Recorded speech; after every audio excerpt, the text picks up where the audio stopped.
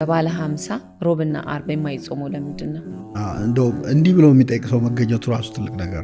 ለምን መሰለሽ? ብዙ ሰው አርብ ሮብ ለምን እንጾማለን ይላል እንጂ ጾሙ ሲቀር ለምን አንጾምም አይል።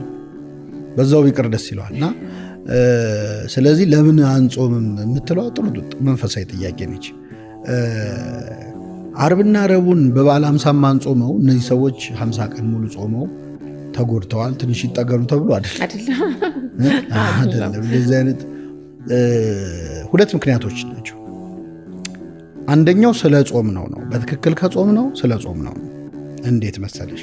አብይ ጾም የሚጾመው በቤተክርስቲያናችን ስርዓት የመጀመሪያው ሳምንት እስከ 12 ሰዓት ነው። ዘወረደ ሳምንት እስከ 12 ሰዓት ነው። ከቅድስት ጀምሮ እስከ ኒቆዲሞስ መጨረሻ ላይ ከሆሳና በፊት እስካለው ድረስ ደግሞ የሚጾመው እስከ 11 ሰዓት ነው። ከዛ ሰሙነ ሕማማት እስከ 13 ሰዓት ነው። እስከ ምሽቱ 1 ሰዓት ድረስ ጨረቃ እስኪታይ ድረስ ሰሙነ ሕማማት። ከዛ በኋላ ዓርብ ዕለት እስከ ትንሣኤ እሑድ ያለው አለ አይደል 33 ሰዓት ነው። ከጌታ ስቅለት በኋላ 33 ሰዓት ነው።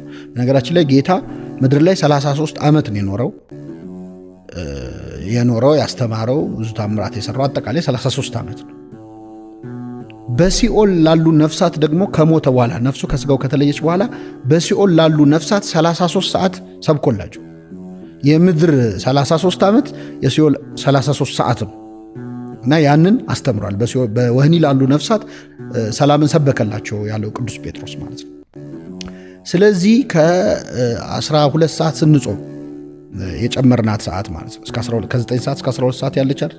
እሷን በትክክል አንድ ሰው ከጾመ ከዛ እስከ 11 ሰዓት ሲጾም እሱንም ከጾመ ከዛ በኋላ ደግሞ መጨረሻ ላይ ያለውን 33 ሰዓት ከጾመ ሲደመር 126 ሰዓት ይሆናል።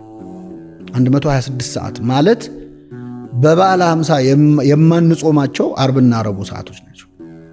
ስለዚህ ኦልሬዲ በትክክል ሰምተናት በዛ ደረጃ ከጾምን አርብና ረቡዕን ጾመን ነው የጨረስነው። አብይ ጾም ላይ ስለተጾመ ነው የማይጾመው ማለት ነው።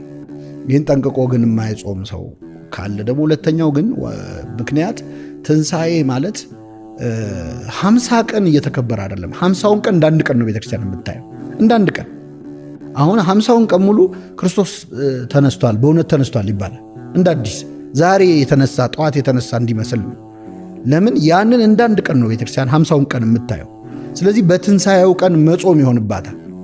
ለዛ ነው 50ውን ቀን ያለ ጾም እንድናሳልፍ የምታደርገው። ጸሎትም ግን መንፈሳዊ ነገሮችን መተው አይገባም። በመብላ በመጠጣት ብቻ መከበር የለበትም። ዋነኛ ምክንያቱ ይሄ ነው። ብዙዎቻችን የምንጾመው እስከ 9 ሰዓት ነው።